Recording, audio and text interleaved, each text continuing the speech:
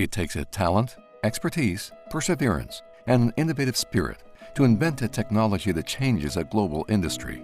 Phillip Mackey has done it not once, but twice. I think Phillip is highly creative. He thrives on building and innovation. He's got curiosity. Phillip has got a capacity to transform whatever he touches. Very few Canadians who have commercialized not one but two processes that have transformed how copper is produced worldwide. Phil is an innovator, and this is best exemplified as one of the patent holders for the Noranda process and the Noranda converter. The Noranda process was the first continuous process for smelting and converting copper from concentrates, and this uniquely Canadian invention remains today one of the main technologies used by the copper industry around the world. It takes more than the knowledge of mathematics, chemistry, and physics to create an invention. Phillip is the first to say it's teamwork that leads to success. I was part of an outstanding team, and I don't think you could want anything better. Doing something you like, surrounded by a team of people that were equally supportive, and a management that definitely supported us. Born in a suburb of Sydney, Australia, Phillip showed signs early on that he was destined for great things. An outstanding student, he was the top of his class at school. Encouraged to study metallurgy by his father and inspired by professors, Phillip graduated with a PhD from the University of New South Wales. For my PhD thesis, I was working on a substantial pilot plant on lead-zinc metallurgy as part of a new process that Dr. Warner was developing.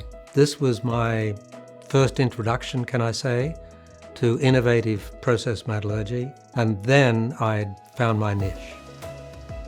In those days, before computers, a lot of our work was done on what's called a slide rule. And as part of my degree, the university had one of the first IBM computers, and it was probably about the size of an average garage. That was my first introduction to computers. Word of Phillip's work reached Noranda, and he was asked to join their team at the Research Center in Montreal. From there, he was transferred to Rouen, Noranda. I arrived at Noranda at a very exciting time. The winter of 1969, the copper industry had several problems: high fossil fuel usage, environmental controls were rather poor, and Noranda was leading the way to radically change the industry and the technology. I was pilot plant supervisor, running the first of the new copper smelting processes. I later worked on other aspects of the process, actually including groundbreaking work Noranda did on behavior of metals like gold and silver, various other minor metals.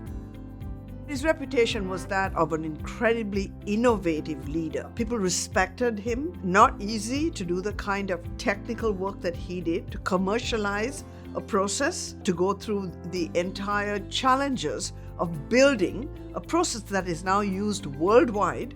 And I think he likes a challenge that is significant, that has high risk. So he has a penchant for risk taking.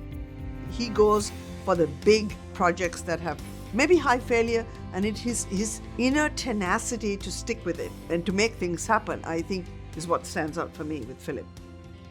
Phillip is a walking repository of knowledge on metallurgy. He is a prolific producer of technical papers, having published over 100. There's a lot in the public domain, but there's a lot that's not in the public domain. I could show you hundreds of reports here that we have in the database from him. So those are all, company know-how and things like that. So we've contributed a lot to the industry. Phillip has received many awards for his work and holds the patent for the Noranda converter. He also spent many volunteer hours with the Canadian Institute of Mining, Metallurgy and Petroleum as president of its Metallurgical Society from 1983 to 1985. Management believed that through collaboration and exchange that we could learn as much as we provide. And this certainly turned out to be the case. Phillip was also key in establishing the World Copper Conference, which began in Chile in 1987.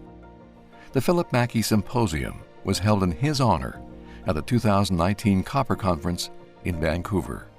I hope that it's improved the technology through the spread of knowledge, because I think the spread of knowledge is important. Phillip is also known as a great mentor.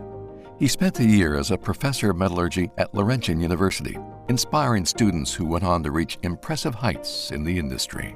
I mean, he's been a very good coach. He has trained many engineers, so he's made a tremendous contribution there. During his career, Phillip has visited over 80 countries and more than 100 metallurgical operations. He has no thoughts of retiring and is still actively contributing to the industry. He attributes his continued interest in the field, in part, to the enthusiasm of students. He was recently awarded the John Elliott Lecture Series. His first lecture was in Toronto. It created a lot of interest and enthusiasm, and I find that, very challenging and inspiring. So why wouldn't we keep doing that? Phil is one of the finest metallurgical engineers of his generation in Canada. His professional achievements are second to none. He stands out as a wonderful ambassador for the Canadian mining and metallurgical industry. In 2010, after retiring from Xstrata, Phillip and his wife Angèle formed PJ Mackey Technology Inc., at which they both still work today. Soon after I left Xstrata, and I started working with a junior mining company called Horizonte Minerals, developing a nickel project in Brazil. The nickel plant will be built this year. It'll be one of the few new nickel plants. So it's been a very exciting development and working with some very, very capable people.